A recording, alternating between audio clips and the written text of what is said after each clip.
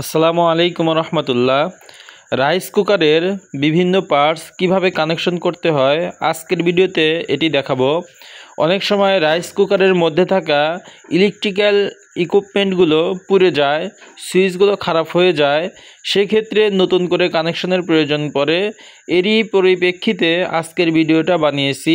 ধৈর্য ধরে সম্পূর্ণ ভিডিওটা